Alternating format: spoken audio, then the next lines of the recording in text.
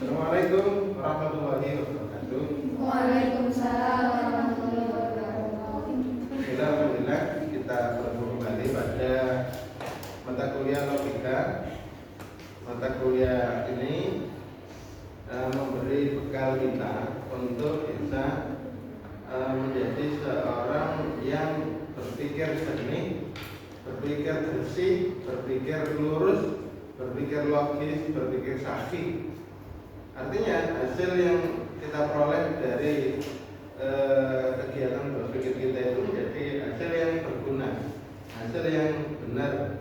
Hasil yang tidak baik itu kan nggak berguna. Hasil yang tidak baik, hasil yang tidak benar justru menyesatkan kita. Maka kita perlu berhati-hati ketika membuat sebuah kesimpulan. Membuat sebuah kesimpulan yang nanti kita klaim sebagai kebenaran, itu harus hati-hati.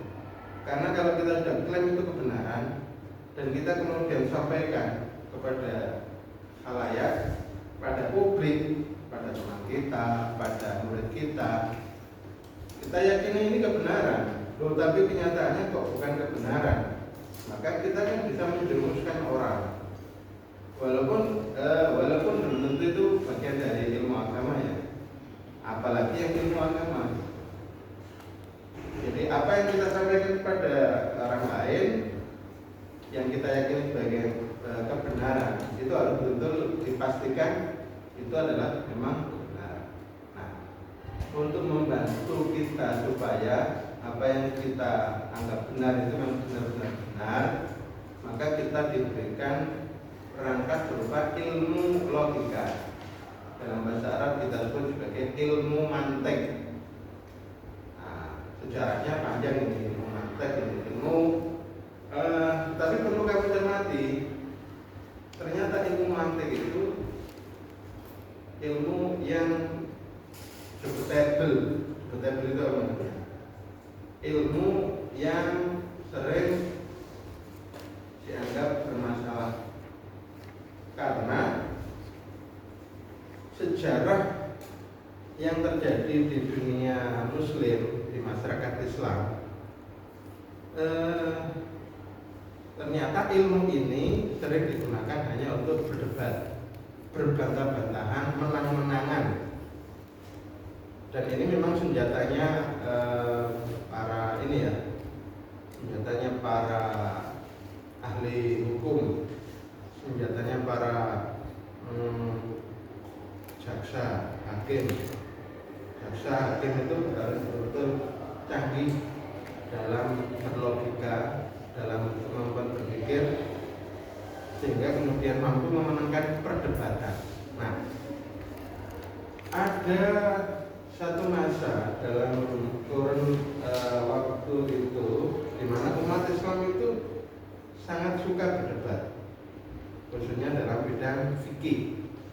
Perdebatan itulah yang kemudian menyebabkan banyak masyarakat yang merasa galau, merasa bingung, merasa kacau balau. Kok semua orang kayak bisa ini ya berpendapat ya, kayaknya semua orang bisa berfatwa. Maka kemudian ada kesepakatan secara luas untuk kemudian perdebatan itu diakhiri dan kewenangan untuk membuat fatwa, melahirkan pemikiran, membuat gagasan khususnya dalam bidang agama itu harus dibatasi. Caranya gimana? Caranya yaitu dengan memfatwakan penutupan pintu ijtihad. Nah, jadi akhirnya seakan-akan ijtihad itu nggak boleh. Umat Islam sekarang ini nggak boleh ijtihad. Kenapa? Karena syarat-syaratnya dianggap belum bisa dipenuhi. Nah, tapi yang lebih jauh dari itu, dibalik penutupan pintu ijtihad itu adalah fenomena yang terjadi di masyarakat.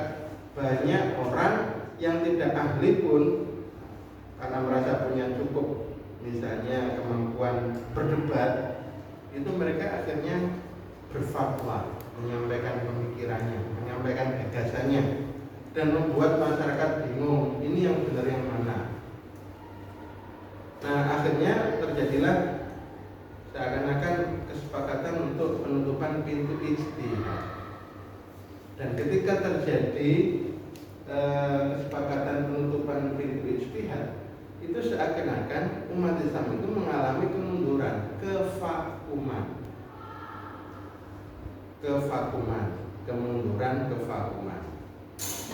Sementara umat yang lain, seperti yang kemarin sudah saya jelaskan, orang-orang Eropa itu kemudian mengalami perkembangan yang awalnya dia berada dalam masa kegelapan, masa dark age, masa di mana mereka itu cenderung berpikir secara mistik, tahayul, tidak mau menggunakan nalarnya, tidak mau menggunakan akalnya, tidak bersentuhan dengan ilmu pengetahuan. Nah, akhirnya kesadaran muncul, mereka pun bergerak untuk belajar. Belajarnya juga tidak hanya di daerah mereka sendiri, mereka juga belajar ilmu-ilmu yang dikembangkan oleh umat Islam, termasuk yang awalnya logika itu dikembangkan oleh Aristoteles dan filosof Yunani yang lain. Terus kemudian ketika mereka mengalami masa kegelapan, dilanjutkan oleh Islam.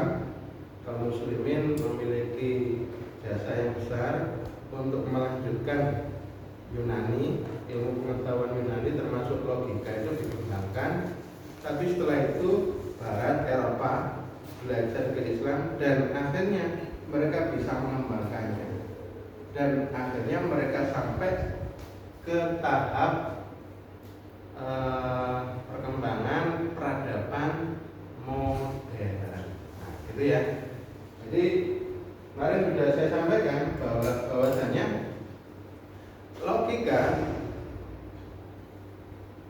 ilmu berpikir rasional itu ternyata mampu mengantarkan masyarakat Barat menuju era modern.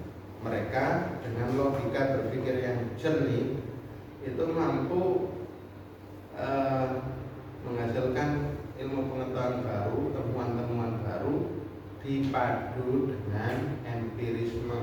Di samping logika yang rasional dipadu dengan empirisme, mereka itu akhirnya mampu menemukan ilmu pengetahuan baru, termasuk temuan tentang ilmu perbintangan, teropong bintang, dan mereka akhirnya mengetahui kebenaran realitas itu seperti apa, yang kadang-kadang bertentangan dengan kebenaran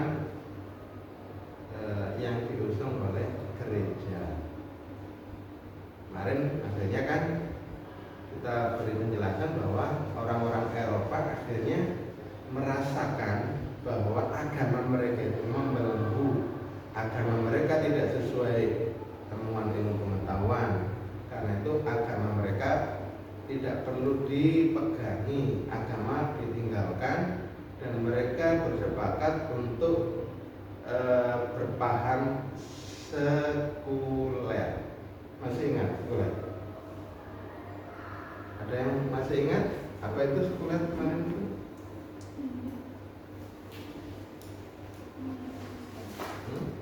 Belum saya sampaikan? Belum ya? Saya itu punya perasaan sudah sering menyampaikan.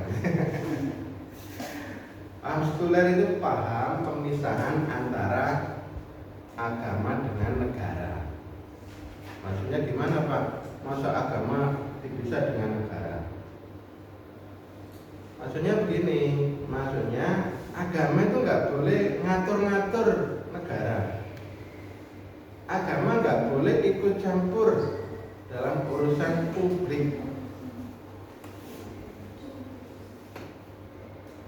Ceritanya, sejarahnya itu dimulai ketika misalnya Galileo menyampaikan hasil observasinya menggunakan teropong yang mereka kembangkan.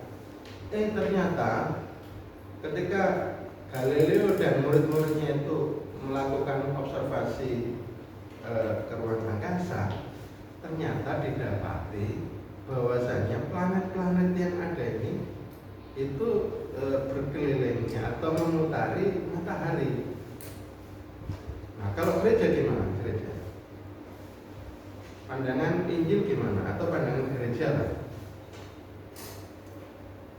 Nah, gereja mengatakan bahwa bumi adalah pusat tata surya. Berarti bumi pusat tata surya itu maksudnya gimana?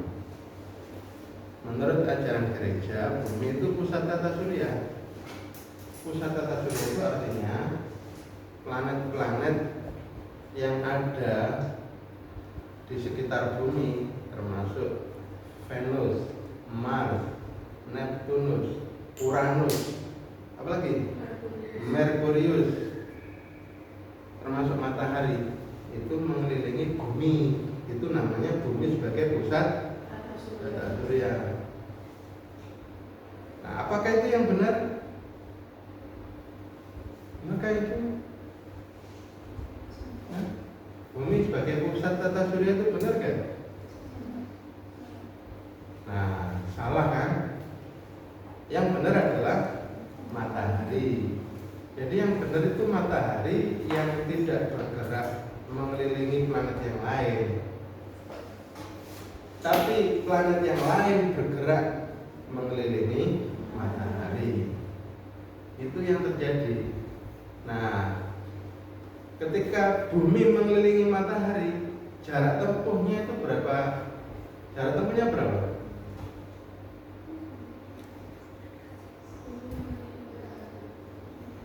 Bumi mengelilingi matahari itu jarak tempuhnya berapa?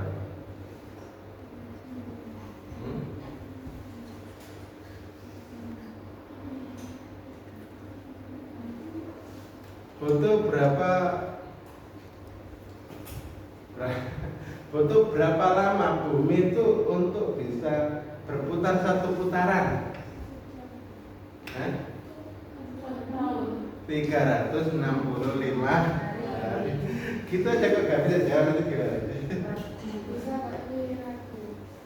Makanya kemudian kita punya kalender tahunan Masehi itu berbasis matahari. Tapi kalau Hijriah, kalender Hijriah itu berbasis apa? Bulan.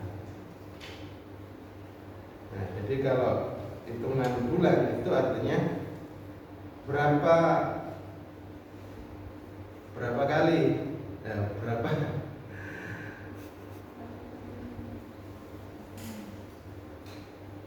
Ya itu hitungan bulan itu kalau satu bulannya berarti berapa hari? 29 sampai 30 saja ya. Kalau matahari itu sampai 30 saja ya. Ada yang 31 hari, ada yang 29, ada yang 30 gitu ya. Nah, itu membuktikan bagi orang-orang Eropa waktu itu bahwa ajaran gereja ini nggak benar. Nah, didukung oleh keadaannya gimana? Zaman itu hubungan gereja dengan negara itu sangat mesra. Negara waktu itu bentuknya kerajaan. Raja-raja memanfaatkan gereja, gereja memanfaatkan kerajaan. Zaman itu begitu, zaman kegelapan Eropa itu begitu.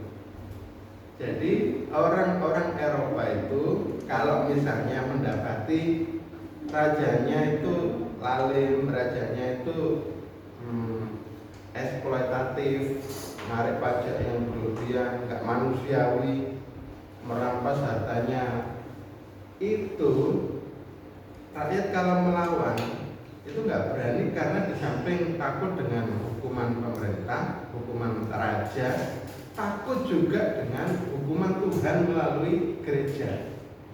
Kenapa? Gereja itu membantu membackup pemerintah, membackup kerajaan. Bahkan sampai dikatakan raja adalah wakil Tuhan. Nah, gitu. Raja wakil Tuhan. Nah, coba bayangkan, kalau raja itu wakil Tuhan di bumi, apa yang terjadi?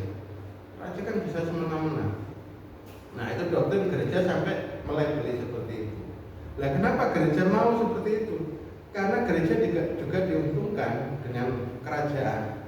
Kalau nanti ada yang melawan gereja, maka kalau ada yang misalnya menentang doktrin gereja, maka raja bisa menghukum orang tersebut. Nah, itu seakan-akan itu terjadi simbiosis mutualisme gitu antara gereja dan kerajaan. Tetapi ini sebetulnya menyengsarakan masyarakat dan menutup kebenaran, sehingga kemudian masyarakat sadar ternyata gereja itu hanya digunakan kerajaan untuk stempel saja. Nah, momentum itu muncul ketika Galileo menemukan bahwasanya ada temuan yang bertentangan dengan pendapatnya gereja tadi itu, yaitu bumi pusat tata surya menurut gereja ditentang oleh Galileo. Ya sebenarnya gak niat menentang, niatnya itu hanya membuka tabir misteri di alam. Sebetulnya yang benar itu yang mana sih? Nah, ternyata menurut hasil observasi pengamatan yang dilakukan oleh Galileo, sebetulnya planet-planet ini yang memutari matahari, bukan kemudian bumi yang menjadi pusat perputaran tata surya. Akhirnya apa yang terjadi? Galileo dianggap membangkang gereja, otomatis dianggap membangkang raja. Akhirnya yang terjadi apa? Dihukum mati itu Galileo. Sehingga kemudian Galileo ketika kemudian jasanya besar itu, ketika manusia sudah mengalami masa modern, menyadari jasa besarnya Galileo, maka Galileo itu akhirnya ditetapkan sebagai bapak ilmu pengetahuan. Nah itu ceritanya begitu. Nah ketika kemudian terjadi peristiwa itu, masyarakat mulai sadar, ternyata selama ini kita digimoni oleh gereja, kita selama ini dibodohi oleh gereja. Akhirnya mereka nggak puas dengan gereja dan nggak mau lagi beribadah ke gereja, dan nggak ingin lagi negara mereka itu diatur oleh gereja. Prancis misalnya kemudian melakukan, rakyat Prancis melakukan perlawanan terhadap rajanya, bahkan akhirnya rajanya itu di waktu itu ya diserbu dan mati ditombak atau dipenggal kepalanya, saya lupa. Itu Raja Prancis. Akhirnya Prancis tidak menjadi kerajaan, rajanya sudah dibunuh tadi itu. Akhirnya Prancis menjadi republik milik publik secara demokratis, maunya diatur secara demokratis dan tidak mau diatur oleh negara. Semua aturan agama tidak boleh masuk pada aturan pemerintah. Itu inti dari sekuler. Jadi sekuler itu paham yang menginginkan agama tidak ikut campur dalam urusan pemerintah, urusan negara. Urusan pendidikan kok yang urusan pendidikan yang dilaksanakan oleh pemerintah misalnya, agama nggak boleh masuk di situ. Contoh sekolah negeri di Prancis itu nggak boleh kemudian ada muridnya yang menggunakan simbol-simbol agama. Misalnya orang Kristen kok kemudian sekolah di sekolah negara kayak SBN gitu loh. Kok misalnya dia ngotot pakai simbol, pakai salib, nggak boleh masuk. Muslim kok pakai jilbab, masuk sekolah di SD negerinya Prancis, nggak boleh masuk. Kenapa? Karena mereka berpandangan bahwa agama nggak boleh masuk di ruang publik. nggak boleh mengatur urusan negara. Nah begitu. Tapi kalau misalnya Muslim mendirikan sekolah Islam, ya itu nggak dilarang. Kalau sekolah Kristen mendirikan sekolah Kristen dan mereka pakai simbol-simbol agama Kristen, ya nggak dilarang. Tapi ketika sekolah negeri, sekolah yang dilaksanakan oleh negara, itu nggak boleh. Dan itu diterapkan tidak hanya untuk umat Islam. Dulu memang ada protes, loh kenapa ini kayak diskriminasi terhadap umat Islam? Nah itu sebetulnya bukan hanya untuk umat Islam, untuk umat yang lain pun dilarang menggunakan simbol-simbol agama. Kenapa? Karena Prancis itu didirikan dengan landasan sekulerisme. Nah begitu. Nah, kenapa kok mereka berpandangan sekulerisme itu tadi? Karena tidak puas dengan ajaran gereja, gitu loh ya. Karena ajaran gereja tidak sesuai dengan ilmu pengetahuan, gitu loh. Waktu itu begitu, sehingga kemudian orang-orang Eropa, khususnya Prancis, Inggris, itu kemudian mulai leluasa mengembangkan ilmu pengetahuan. Tidak terhalangi oleh doktrin gereja, tidak terhalangi oleh kerajaan. Akhirnya mereka mengalami kemajuan luar biasa, ditandai dengan proses industrialisasi. Kamu ngerti industrialisasi? Jadi industrialisasi itu apa sih?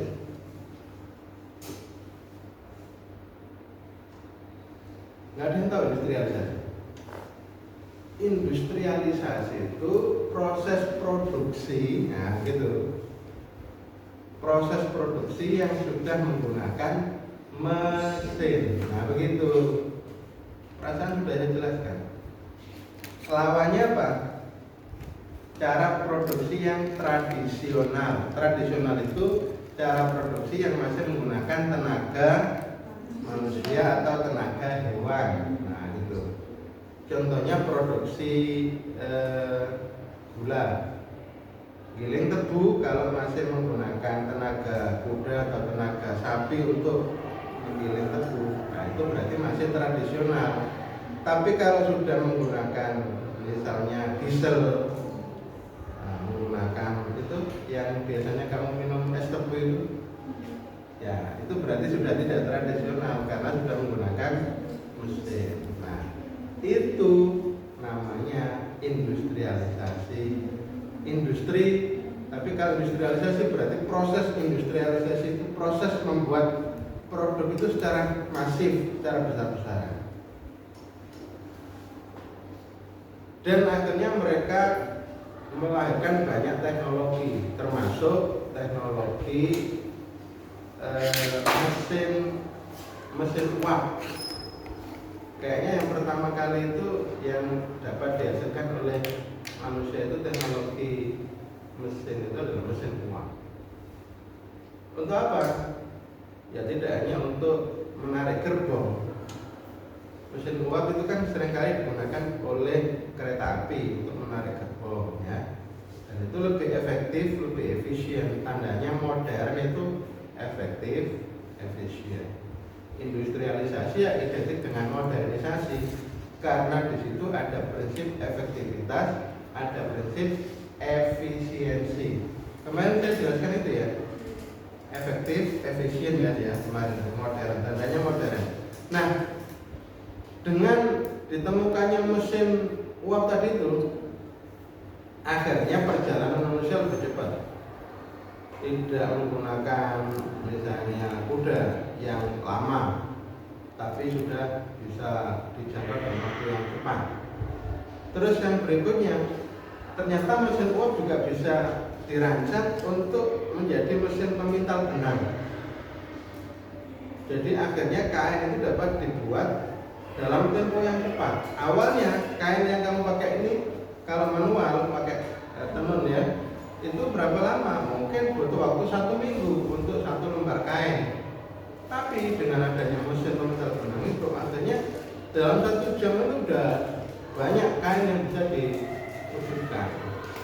Akhirnya proses industrialisasi terjadi di Eropa. Mereka akhirnya mengalami kemajuan pesat kemajuan luar biasa, dan akhirnya mereka juga bisa menghasilkan persenjataan. Contoh persenjataannya apa? Ya, pistol, tembak, bom, meriam. Nah itu. Ketika mereka melakukan industrialisasi, itu ternyata juga butuh yang namanya apa ya? Bahan baku. Tadi misalnya mesin pemintal benang sudah bisa buat pabrik membuat kain ya. Itu bahannya dari mana? Nah kan nggak cukup kalau hanya mengandalkan dari lingkungan negara-negara di Eropa, apalagi untuk mereka itu musim dinginnya lebih banyak kan. Sementara kapas itu diproduksi modalnya ya di negara-negara yang mungkin panas mataharinya lebih. Nah akhirnya mereka mengalami melakukan ekspansi. Maksudnya ekspansi itu apa? Berusaha mencari bahan baku di luar negara-negara mereka. Datanglah ke Asia dan awalnya katanya ke Mesir. Sehingga kita kenal misalnya ada penaklukan Mesir oleh Raja Prancis yang namanya Napoleon Bonaparte. Tahu ya Napoleon Bonaparte? Pernah dengar ya? Nah, nanti silakan dicari. Seperti apa itu prosesnya? Dan ternyata ketika mereka ekspansi itu kok enaknya enaknya merampas ya daripada membeli. Maka akhirnya mereka menjajah. Mulailah proses penjajahan, dan termasuk negara-negara Eropa lainnya yang sudah punya persenjataan, Portugal, Belanda, terus kemudian negara-negara yang lain termasuk Inggris, Prancis, itu akhirnya mencoba untuk menguasai negara-negara lain termasuk Indonesia, sehingga Indonesia dijajah selama berapa? 350 tahun. Nah itu kenapa kok bisa dijajah? Karena mereka punya teknologi lebih canggih dari kita. Mereka datang bawa kapal yang canggih. Ketika kemudian perang melawan tentara kita yang hanya pakai pedang, tombak, sementara mereka pakai pistol, terus kemudian bom, ya mesti kalah. Walaupun kita misalnya mendengar Sultan Agung bisa menghalau mereka, tapi akhirnya kan kalah. Diponegoro bisa menghalau mereka, akhirnya kalah. Kenapa? Kuncinya satu, ilmu pengetahuan dan teknologi. Nah, gitu. Jadi mereka akhirnya kaya raya, semakin bisa membangun negara mereka, membangun pengetahuannya, membangun teknologinya. Nah itu loh yang kemudian harus kita jadikan pelajaran. Jangan terjadi lagi itu. Jangan terjadi lagi kita itu kalah ilmu pengetahuan dan teknologi dan akhirnya dijajah oleh negara lain. Tapi sebetulnya sampai hari ini tuh sebenarnya kita sama dijajah. Hanya saja nggak secara langsung. Secara ekonomi dijajah, secara politik dijajah. Contohnya secara ekonomi dijajah gimana? Kamu barang-barang yang kamu pakai itu apakah produk sendiri? Ya kan? Semua produk luar.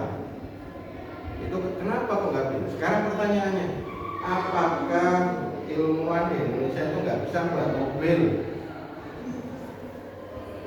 Apakah profesor-profesor kita itu bodoh, nggak bisa membuat teknologi seperti teknologi sepeda motor? Apa nggak bisa? Loh, kenapa kok nggak ada merek Indonesia sepeda motor itu? Berarti kan kita ini ada masalah gitu. Kok sepertinya nggak berdaya itu apa sih? Apa yang terjadi? Kenapa seperti itu terjadi?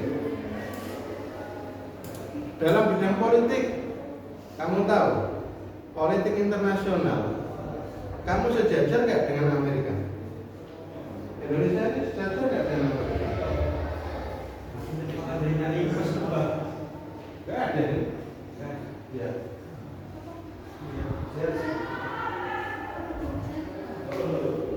Mas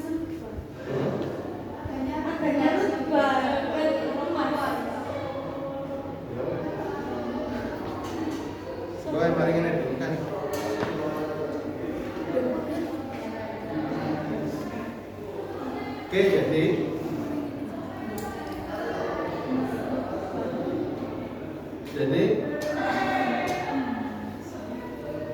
kita tahu ada PBB.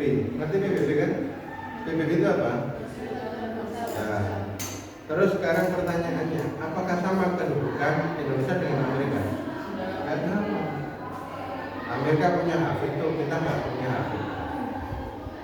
Misalnya semua sepakat Palestina merdeka, loh Amerika nggak setuju, ya sama sekarang nggak merdeka Palestina. Itu ya. Oke, jadi itu contoh bahwasanya kita itu tidak memiliki kedaulatan yang penuh bidang ekonomi, bidang politik, tidak bisa sejajar dengan negara lain. Ya karena kita memang masih belum memiliki kemampuan yang diandalkan yang bisa sejajar dengan negara-negara tersebut. Sebabnya apa? Kita belum menguasai iptek, ilmu pengetahuan dan teknologi. Kok bisa? Nah, pertanyaannya kok bisa? Apa agamamu itu memang membuat umatnya tidak maju? Apakah memang agama Islam kamu itu yang menjadi penyebab kamu jadi orang yang terbelakang? Kalau iya, berarti kamu yang harus membongkar semua itu. Masa sih agama Islam kamu itu menyebabkan umat Islamnya jadi bodoh, umat Islamnya jadi terbelenggu, terbelakang? Nyatanya terbelakang, Pak. Nyatanya umat Islam itu nggak ada nggak ada yoninya, nggak ada kekuatan yang dapat diandalkan. Udah berapa lama? Ya udah ratusan tahun. Nah, karena itu sekarang harus kita sadari, harus kita cermati apa penyebab umat Islam mengalami kemunduran, mengalami keterbelakangan. Bahasa Arabnya dulu apa? Pertanyaannya itu gimana? Dimana ta'akhkharul muslimun wa taqaddama ghairuhum. Kan gitu pertanyaannya. Jawaban. Kenapa? Kalau ada pertanyaan seperti itu jawab. Dimana ta'akhkharul muslimun wa taqaddama ghairuhum. Kenapa umat Islam terbelakang sementara umat yang lain mengalami kemajuan luar biasa? Nah, logika, ilmu logika ini berusaha memberi penjelasan. Salah satunya adalah kita kurang mengandalkan ilmu logika kita, rasionalitas kita, sehingga tidak mampu menghasilkan pemikiran-pemikiran maju. Nah, sekarang kita berlatih diri untuk menguasai ilmu logika supaya nanti kita bisa menghasilkan pemikiran-pemikiran, pengetahuan-pengetahuan yang benar, pengetahuan-pengetahuan yang mendorong kita menjadi maju, menjadi berdaya, menjadi sejajar, bahkan bisa memimpin dunia gitu. Jangan kita itu membiarkan yang memimpin dunia ini orang-orang atau negara-negara yang zalim, negara-negara yang tidak adil. Maka yang terjadi ya ini pembunuhan oleh Israel, nggak ada yang bisa nyegah. Sehari misalnya 40 orang mati, 100 orang mati dibombardir Israel. Nah, sementara maksudnya Lebanon, Iran nyerang itu yang rusak hanya fasilitas, nggak ada yang mati. Pertama kali dulu tanggal 7 Oktober memang Palestina nyerang Israel, itu yang mati 2000. Tapi setelah itu diserang balik oleh Israel, terakhir hari ini mungkin sudah mencapai 45.000. Coba bayangkan, 45.000 dibanding 2.000. Ya itu tadi, karena kita memang kalah peradaban. Nah, dengan materi logika ini harapannya nanti kamu bisa membangkitkan diri kamu, membangkitkan murid-murid kamu untuk bisa menjadi ilmuwan-ilmuwan handal, dibekali dengan keberagamaan yang benar. Nah, ini boleh jadi ilmu agama yang ditanamkan kepada umat Islam selama ini itu ilmu agama yang kurang lurus gitu. Nah, ini nanti yang harus kita cari penjelasan. Silakan kalau ada ini pertanyaan atau ada sanggahan atau ada pendapat, biar kamu nggak ngantuk. Silakan.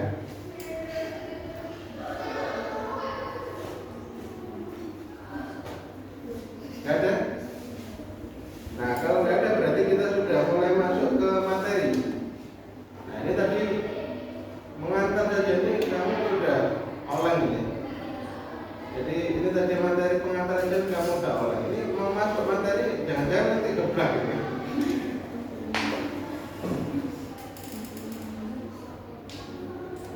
Baik. Seperti yang kemarin saya sampaikan bahwa logika itu dikembangkan oleh Yunani, terus kemudian dilanjutkan oleh umat Islam. Kita kemudian mengenal bapak logika Aristoteles, tapi kemudian bapak logika kedua yaitu Al-Farabi. Kenapa Al-Farabi dijuluki sebagai bapak logika kedua? Karena Al-Farabi ini ilmuwan Muslim yang melanjutkan pengembangan ilmu logika setelah lama tidak dikembangkan. Nah, berikutnya kemudian kita harus menyadari apa sih manfaat ilmu logika. Kemarin kan sudah banyak kita jelaskan manfaatnya. Sekarang saya ingin masuk manfaat ilmu logika dalam kaitannya dengan ilmu agama. Ada nggak ilmu agama itu disupport oleh ilmu logika?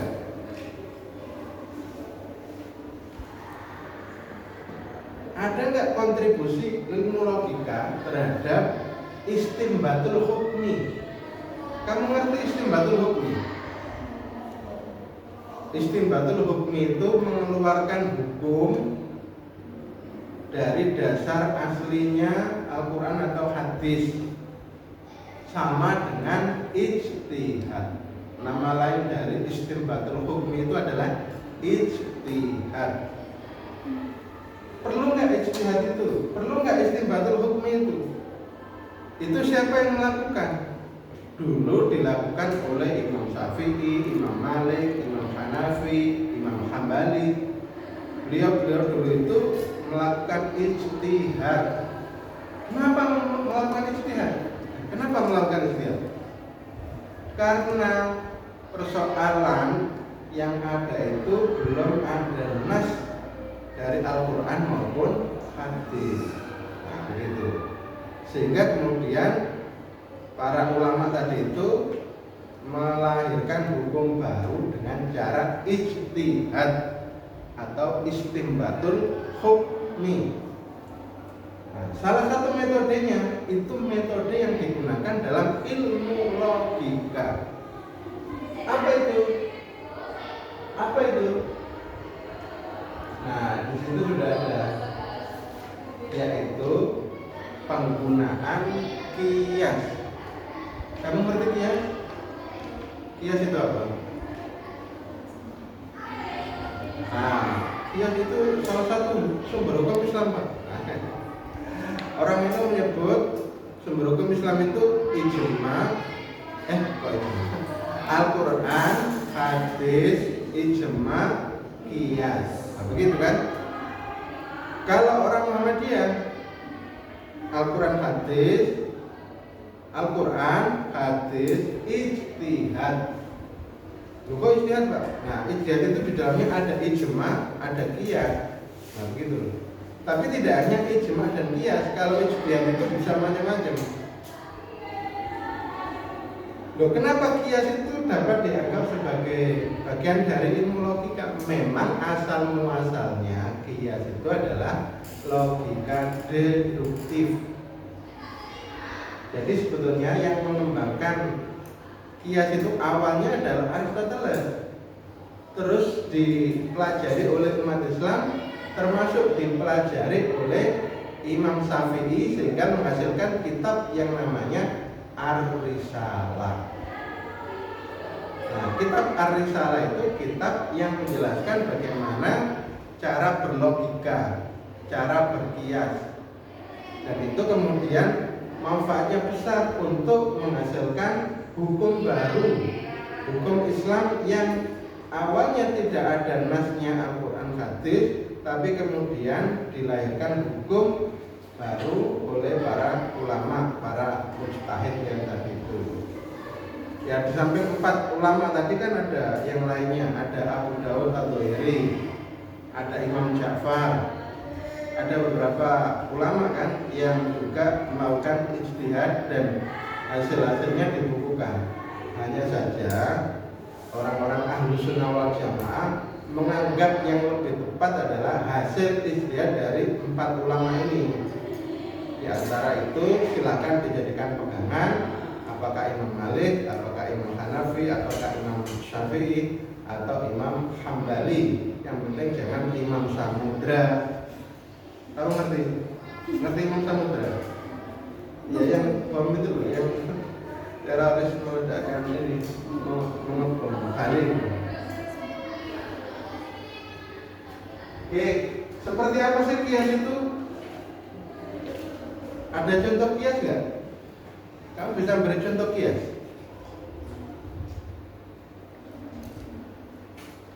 Ada yang tahu kias nggak? Ada yang pernah tahu contohnya kias? Kalau bahasa deduksi itu contohnya sering begini. Manusia pasti mati. Ahmad adalah manusia, maka Ahmad juga pasti mati. Nah, itu namanya cara berpikir deduktif yang juga sama dengan kias. Menyakiti orang tua hukumnya haram. Berkata Gus itu menyakiti, maka berkata Gus juga haram. Nah, itu adalah contoh kias. Contoh yang lain gimana?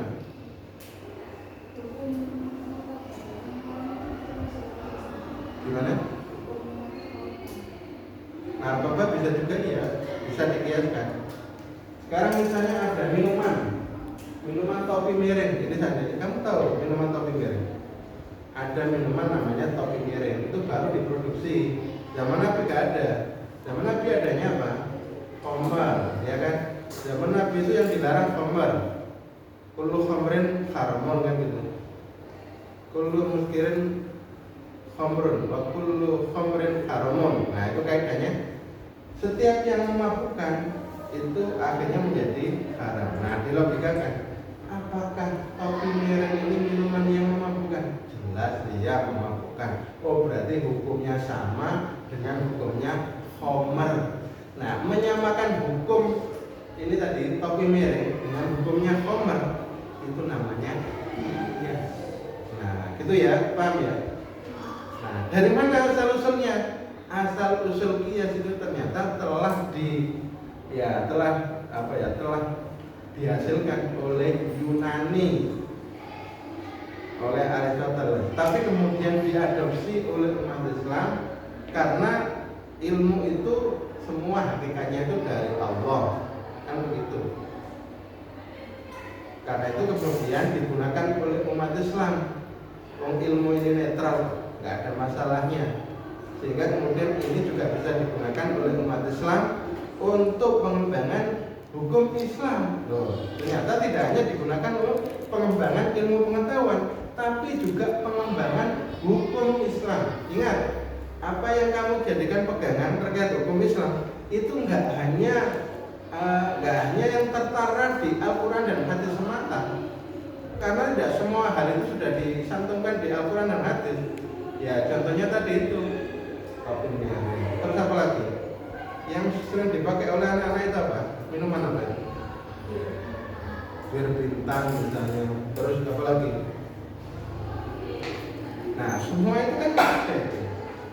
Gak ada zaman Nabi, gak ada di Al-Quran, gak ada di hadis. Nah, terus hukumnya gimana? Nah, kalau kemudian gak ada hukumnya, maka kemudian ulama melakukan ijtihad.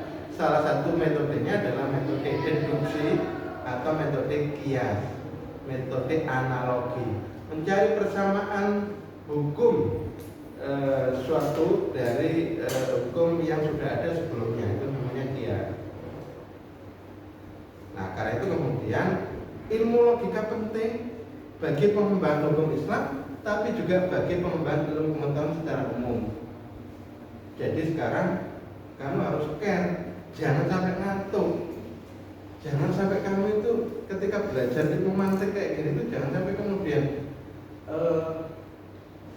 hilang konsentrasi, hilang ingatan, nah, hilang kesadaran. Ini kan hilang ingatan juga ini. Sementara tapi sebenarnya. Tadi kan minuman itu ya, yang bintang-bintang itu. Kalau rokok itu gimana? Rokok? Kenapa rokok? Bisa disamakan juga nggak? Karena kan lebih banyak mudah-mudahan. Nah, itu ada khilaf, ada perbedaan. Yang jelas zaman Rasulullah belum ada hukumnya rokok. Tapi kemudian di zaman sekarang ini ada ulama-ulama yang menganggap itu haram karena mandorotnya luar biasa. Tapi ada yang menganggap itu belum sampai keharaman, tapi pada makruh. Nah, ini kamu lebih sepakat yang mana? Kamu lebih mantap yang mana? Kalau saya memang lebih suka fatwa yang menganggap rokok itu haram karena mandorotnya lebih besar. Manfaatnya nggak ada, tapi mandorotnya lebih besar. Tapi orang yang ngerokok menganggap itu manfaatnya besar. Saya tuh nggak bisa mikir Pak kalau nggak pakai rokok. Nah itu. Jadi terkait dengan perbedaan hukum ini, kamu tinggal melakukan edukasi kepada masyarakat. Kira-kira yang harusnya diterima itu hukum Islam yang mana yang diadopsi? Kamu kan boleh misalnya berpegang pada hukum fikih yang mengatakan bahwasanya sholat itu pakai bismillah atau sholat gak pakai bismillah atau syahad atau syorek gitu. Nah itu kan boleh macam di antara itu. Nah kamu misalnya terhadap hukum seperti yang tadi itu, hukum rokok itu kira-kira haram atau makruh, nah itu boleh kamu pilih. Cuma kalau kamu ingin membantu masyarakat sadar tentang bahaya rokok, maka kamu mungkin lebih memilih yang haram. Muhammadiyah itu menganggap haram, memfatwakan haram itu. Kalau itu masih menganggap makruh. Nah, kalau secara pribadi saya itu lebih setuju dengan haram, walaupun saya NU. Jadi terkait dengan hukum itu, nanti mungkin kamu juga akan menemukan banyak masalah di masa yang akan datang. Dan itu membutuhkan ilmu logika untuk dapat membuat fatwa baru tentang hukum persoalan-persoalan baru itu. Nah, karena itu harus kita kuasai. Ada lagi yang mau bertanya? Nah, kalau sudah nggak ada yang bertanya, Mbak bisa dibantu mematikan